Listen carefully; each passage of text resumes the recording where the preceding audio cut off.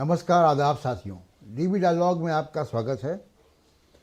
आप देख रहे हैं कि किसान सड़कों पर है और प्रधानमंत्री नरेंद्र मोदी अयोध्या से लेकर अबू धाबी तक मंदिरों का उद्घाटन कर रहे हैं। सुप्रीम कोर्ट ने इलेक्टोरल बॉन्ड्स को गैर संवैधानिक बता दिया। देश लगभग चुनाव की स्थिति में है। चुनाव की उल्टी गिनती चालू है, गठबंधन बन रहे हैं, टूट रहे हैं, और इन सब स्थिति में आज हम फिर एक बार सतपाल मलिक जी के सामने आए हैं, उनके घर पे आए हैं और उनसे देश के हालात पे और ख़ासकर किसानों के आंदोलन पर बात करेंगे। मलिक साहब, आपका स्वागत है डीबी डायलॉग में। और आपका तीसरा इंटरव्यू ले रहे हैं पिछले कुछ महीनों में और जब भी इंटरव्यू लेता हूं आपका तो काफ़ी हंगामा हो जाता है उस इंटरव्यू में। और अब जब आपसे बात कर रहे हैं तो अभी पुलवामा के भी 5 साल हो गए हैं, कल हुए हैं। पुलवामा पे भी बात करेंगे, लेकिन पहली बात तो किसानों पे। किसान हजारों लाखों की संख्या में सड़कों पर है। 2 साल पहले किसान का आंदोलन हुआ। मोदी साहब ने कहा कि तपस्या में कुछ कमी रह गई और वो बिल वापस हो गया। एक तरह से माफ़ी मांग के वापस किया। लेकिन एक बात, एक डिमांड जो उन्होंने वादा किया था वो रह गई थी, एमएसपी का कानून। किसान एक बार फिर आ रहे हैं दिल्ली और संगीनें बिछा दी गई, कांटे बिछा दिए गए, बैरिकेड लगा दिए गए। और पहली बार, मलिक साहब आप तो जम्मू कश्मीर के गवर्नर रहे हैं, पहली बार जो हमने देखा कि ड्रोन से आंसू गैस के गोले छोड़े गए। शेमफुल। कैसे देखते हैं आप इसको? इस वक्त दुनिया के 9 मुल्कों में किसान आंदोलन चल रहा है। किसी में भी किसानों के साथ सरकारों का ये सलूक नहीं है जो हमारे यहाँ है। बेसिकली ये सरकार किसान विरोधी है, किसानों की दुश्मन है और डेमोक्रेसी में भी इसका यकीन नहीं है। अगर लोकतंत्र में यकीन हो तो अपने नागरिकों के साथ आप ये सलूक ना करें। अब जिस तरह का सलूक ये कर रहे हैं अपने किसानों से, आप देखिए, टीयर गैस शेलिंग हो रही है, रास्ते में कांटे बिछे हुए हैं, वो बेचारे खुले में पड़े हैं सड़कों पे, खाने पीने, ठहरने, नहाने धोने के कोई इंतज़ाम नहीं है। अल्टीमेटली तो वही है ना जो पैदा करते हैं आप खाते हो। तो इस तरह का व्यवहार, और क्या कह रहे हैं वो, कोई नई मांग उन्होंने नहीं की है, वो उसी सवाल पे लड़ रहे हैं जो तुमने वादे किए थे। आपने वादे पूरे नहीं किए, वो कोई नई मांग तो लेके आए नहीं है। तो ये भी शर्म खानी चाहिए कि उस पे लड़ रहे हैं वो। तो प्रधानमंत्री जी से मैं निवेदन करूंगा कि आपकी साख के लिए अच्छा नहीं है, आप इमीडिएटली उनको बुला के बात करिए और उन मसला हल करिए। स्थिति फिर मलिक साहब ऐसी आ रही है जी कि मीडिया को लगा दिया गया है, मीडिया का एक हिस्सा जो किसानों को बदनाम करने के लिए, उनको खालिस्तानी बताने के लिए या आतंकवादी बताने के लिए, कहाँ से, कनाडा से कोई फंडिंग आ रही है या ऐसी कोई बातें हो रही हैं। ये सब हथकंडे किसानों को बदनाम करने के भी शुरू हो चुके हैं। लेकिन किसान बदनाम नहीं होंगे। एक तो जनता भी देश की जान गई है सब क्या है, वो किसानों को जानती है। तुम्हारे बीच के लोग हैं, कहीं बाहर से तो आए नहीं हैं। इनमें खालिस्तान कहाँ से आ गया? खालिस्तान की तो जब लड़ाई हुई इन्होंने तो हिस्सेदारी की नहीं, किसानों ने खालिस्तान के सवाल पे लड़े नहीं है। तो ये सब बकवास प्रपंच है सरकार का जो फेल हो जाएगा। आपकी किसान नेताओं से बहुत बात होती है। जी जी, आपका वो मार्गदर्शन भी लेते हैं कई जी बार। जी। तो इस बार जब किसान आए और ये अवरोध इतना उत्पन्न हो रहा है और रेल रोको भी शुरू हो गया जी। अभी 16 तारीख को 16 को ये आंदोलन बहुत बड़ा हो जाएगा। 16 तारीख को बहुत सारे किसान संगठन जो इसमें आज तक नहीं है वो सब शरीक हो जाएंगे। तो क्या किसान आंदोलन पिछली बार देखिए लगभग यहाँ पे कितने महीनों यहाँ पे किसान टिके? 11 महीने करीब। 11 महीने, साल भर किसान। इस बार का 6 महीने का तो राशन लिए हुए हैं ये अपने ट्रॉली में, ये अपना डीजल लिए हुए हैं, ये अपने रोशनी के इंतज़ाम लिए हुए हैं, ये एक सुई से लेके हथौड़ा तक सब इंतज़ाम लिए हुए हैं और ये लंबा टिकेंगे। इसलिए जल्दी बात कर ली जाए तो अच्छा है। एमएसपी का जो कानून है, मुख्य मांग इनकी एमएसपी कानून है। कांग्रेस ने एक ऐतिहासिक फैसला किया कि कांग्रेस ने एमएसपी के कानून की बात राहुल गांधी ने कर दी है, कर दी कि हम आएंगे तो मान लेंगे जी। मान लेंगे। मोदी साहब को ये मानने में क्या दिक्कत है? कुछ नहीं, एरोगेंस है कि चलो मैं नहीं सुनता। वो तो पिछली बार भी जब ये बैठे थे और मैं मिलने गया प्रधानमंत्री से तो बोला नहीं चले जाएंगे। मतलब वो आर्गुमेंट नहीं करना चाहते, ये शो नहीं करना चाहते कि मैंने किसी की कोई बात मान ली है। एमएसपी कानून के साथ मलिक साहब, उसमें जो स्वामीनाथन, जिनको अभी भारत रत्न दिया गया है स्वामीनाथन को, जी। उनकी सिफारिशें मनमोहन सिंह के समय आ गई थी। अरे कल उनकी बेटी ने उस फंक्शन में जहां उनको भारत रत्न दिया गया, वहीं वो बोली कि इसका क्या मतलब है अगर उनकी सिफारिशें आप नहीं मानते हैं। हाँ, उन्होंने ये भी कहा कि किसानों को अपराधी बता रहे हैं, अपराधियों की तरह सलूक कर रहे हैं, सब कुछ कह दिया उसने, कंडेम कर दिया इनको पूरी तरह। जी जी। तो एमएसपी का एक तो कि C2 + 50%। जी।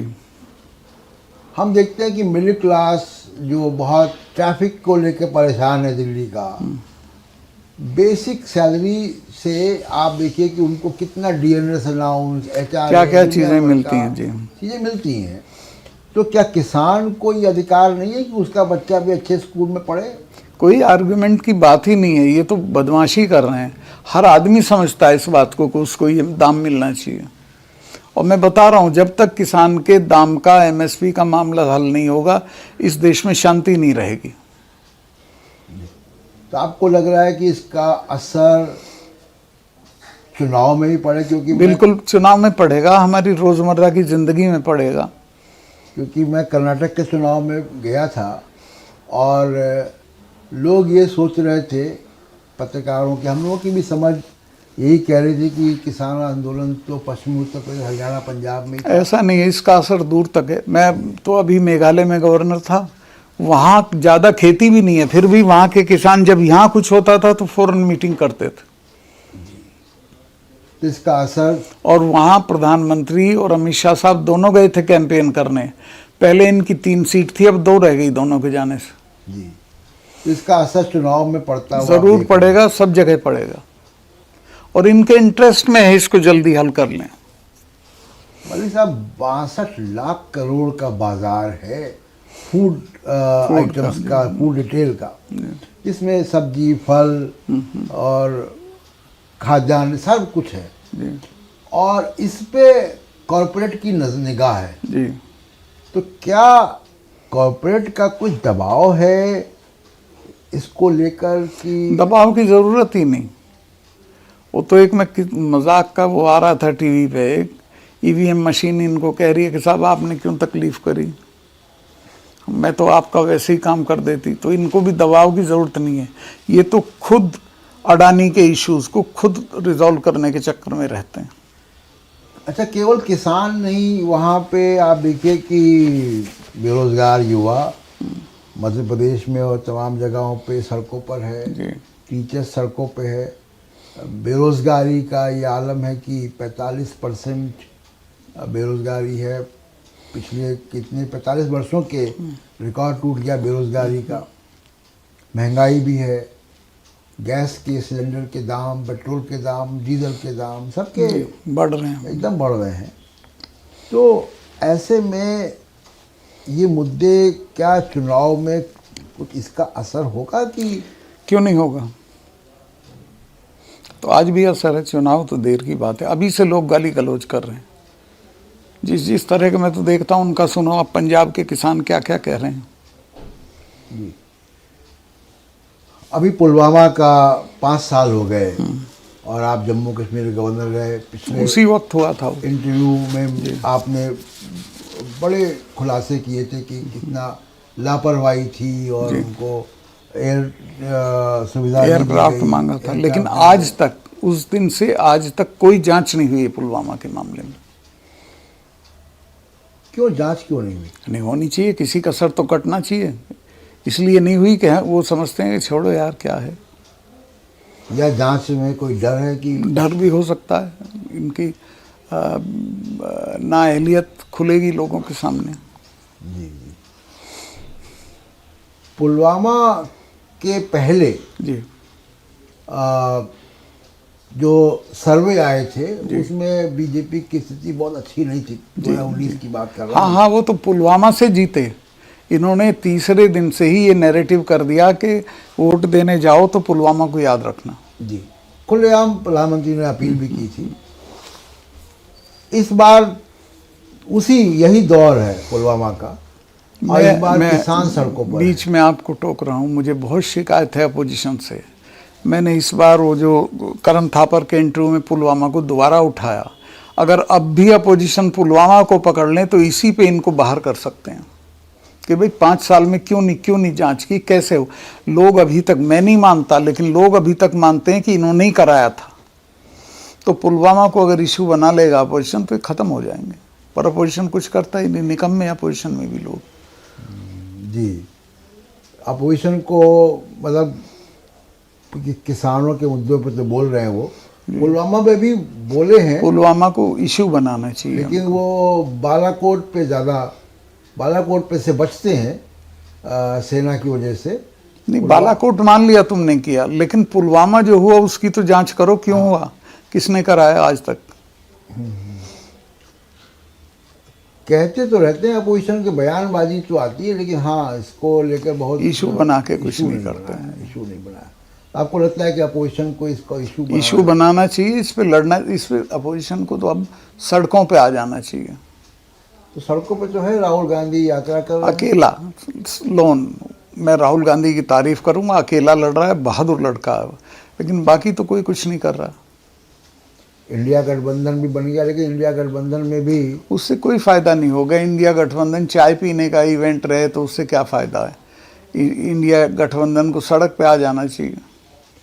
आप चौधरी चरण सिंह के बहुत करीबी रहे, उनको भारत भी मिला, स्वागत योग्य कदम है। लेकिन वाकई है, चौधरी चरण सिंह अगर आज होते और किसान आंदोलन में उनका नज़रिया क्या होता हम सब समझ सकते हैं। नहीं, वो सपोर्ट करते हैं उसको। लेकिन जयंत चौधरी तो चले गए। अब वो नए लड़के, मैं उनके लिए कुछ नहीं बोलना चाहता, हमारे तो बेटे के बराबर हैं। अगर जयंत डट के लड़ते तो उसे इतना बड़ा कैनवस दिया था चरण सिंह का, तो 5-6 स्टेट में उनकी पार्टी थी, वो तो बहुत दूर तक जाता, बहुत बड़ा आदमी बनता। एक भी बयान जयंत चौधरी का किसानों के पक्ष में नहीं आया। नहीं, वो इन चीज़ों में है ही नहीं वो। जबकि उनकी जो कोर कॉन्स्टिट्यूंसी तो वही है और वो उससे उम्मीद करते हैं। तो क्या भविष्य आप उनका देख रहे हैं? समाजवादी पार्टी के साथ रहते नहीं, तो समाजवादी पार्टी के साथ तो अब नहीं है, लेकिन है, उनकी कम्युनिटी है, कुछ चरण सिंह जी का नाम है, तो वो एक MP MLA या एक मिनिस्टर तो बन ही जाएंगे, और उसको उतना ही चाहिए। तो समाजवादी पार्टी के साथ अगर वो रहते, वो दूर तक जाते।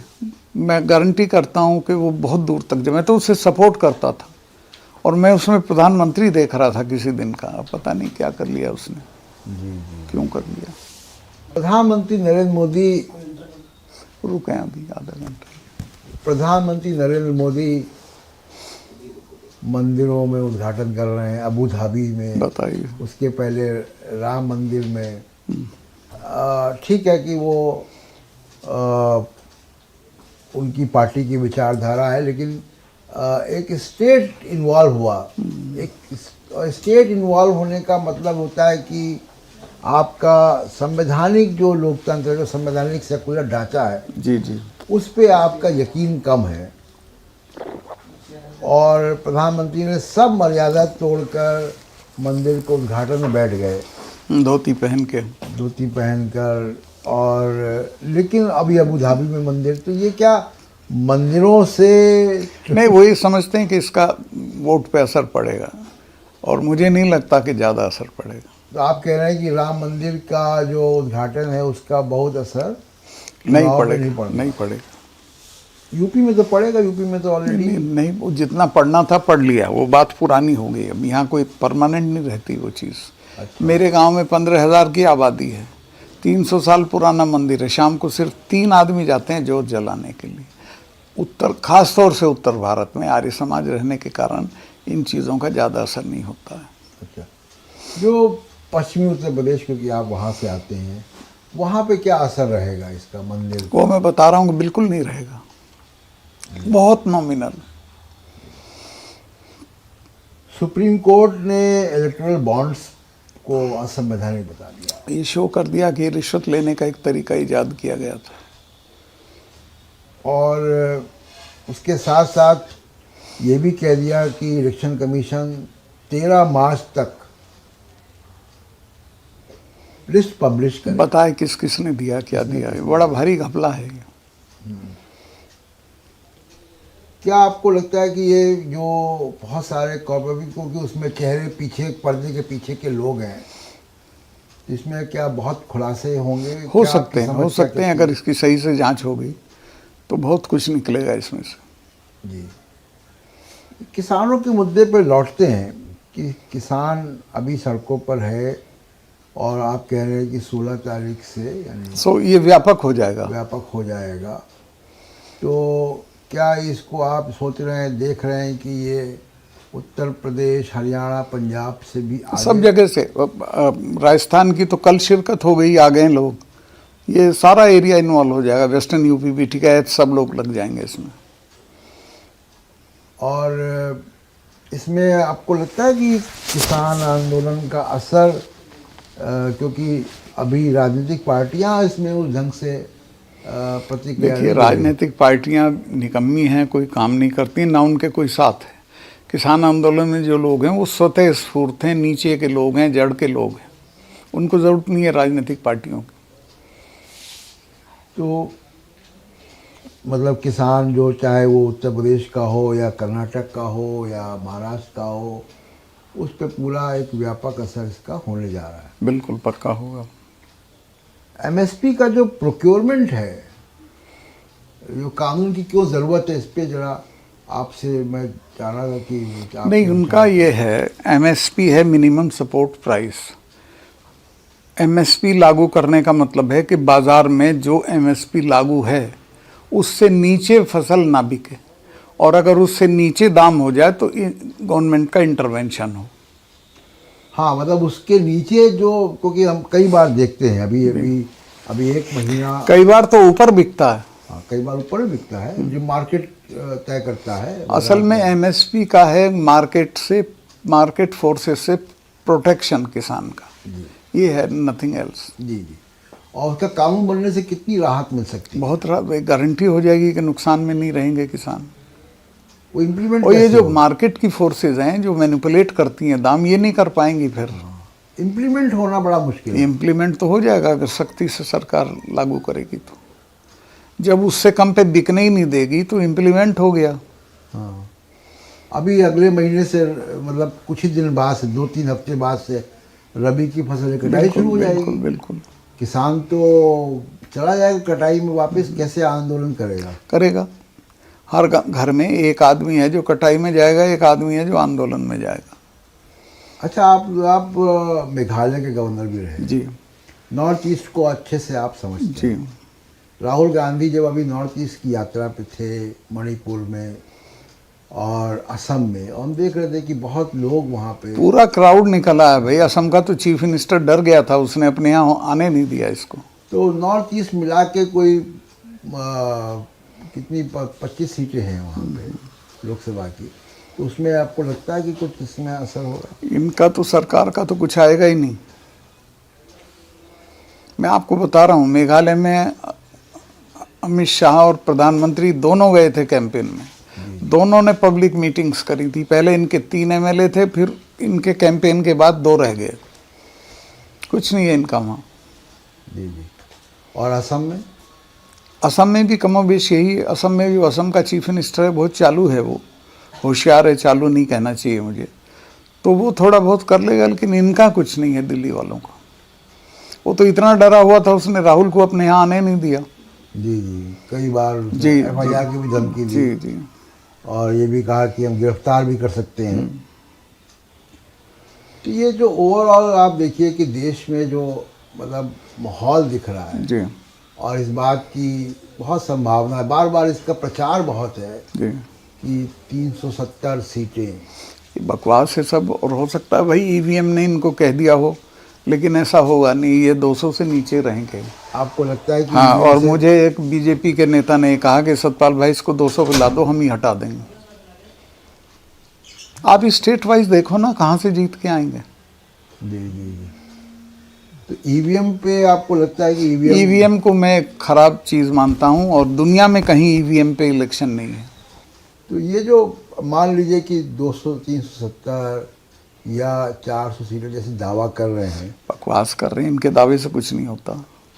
और इतने डरे हुए हैं कि आप अंदाज नहीं कर सकते। प्रधानमंत्री तीसरे टर्म की बात करना शुरू कर चुके हैं। वो उनका रिटोरिक है, आप उसमें क्या कर सकते हैं, बोल रहे हैं, वो पता चल जाएगा अभी। लेकिन जिस तरीके से इलेक्शन कमीशन, मीडिया, बहुत से लोगों में, मिडिल क्लास में खासकर, मीडिया से कोई असर नहीं पड़ता चुनाव पे। मीडिया को अपने बारे में गलतफहमी रहती है। इलेक्शन कमीशन अलबत्ता कुछ सीटों का इधर उधर कर सकता है, वो ज़्यादा नहीं होगा। जब जनता खड़ी हो जाती है तो पता ही नहीं चलता है सरकारों का। हमने तो देखा है, पहले भी कोई नेता ने नहीं बदली सरकारें, पब्लिक वर्सेस डिक्टेटर लड़ाई होती है। कितना आपको लग रहा है कि बीजेपी अब मैं इस पे कोई वो नहीं कहूँगा। फिर भी आपको लगता है कि वापस आ सकते हैं? मैं इस पे कोई तो कमेंट नहीं करूँगा। ये लगता है कि मोदी का तीसरा टर्म होगा? मैं इस पे कुछ नहीं कहूँगा। तीसरा टर्म के बारे में आप अभी कोई राय नहीं दूंगा। कोई राय नहीं है। लेकिन मोदी साहब तो प्रचार कर रहे हैं कि तीसरा टर्म। अब वो करते रहे, उनको कौन रोक सकता है प्रचार करने से। लेकिन आप कह रहे हैं कि अपोजिशन या देश की जनता जो है, चाहे वो जो मुद्दे हैं, ये मुद्दे काम आएंगे। देखिए, इन मुद्दों पे अगर अपोजिशन अभी भी सड़क पे कूद पड़े तो इनका पता ही नहीं चलेगा। बेरोजगारी है, फसल का दाम है, महंगाई है, ये हैं असली मुद्दे। और मुख्य तौर पे किसान आंदोलन। जी, किसान आंदोलन तो अपने आप शेप ले लेगा 16 के बाद, आप देख लीजिएगा। किसान आंदोलन की ऐतिहासिक भूमिका रही है, चाहे वो भारत की आज़ादी का आंदोलन हो। अब भी रहेगी, इसमें भी रहेगी। तो मोदी साहब ये क्यों नहीं समझ रहे हैं किसानों का महत्व? मोदी बहुत एरोगेंस में है, वो कुछ नहीं समझते हैं। तो मेरा झगड़ा जब किसानों पे हुआ तो चले जाएंगे, मतलब वो समझते हैं कुछ नहीं है, मैं हूँ बस। हाँ, आप तो उनसे मिले थे किसानों के? मेरा झगड़ा हुआ था किसानों के पे। उन्होंने कहा कि ठीक है।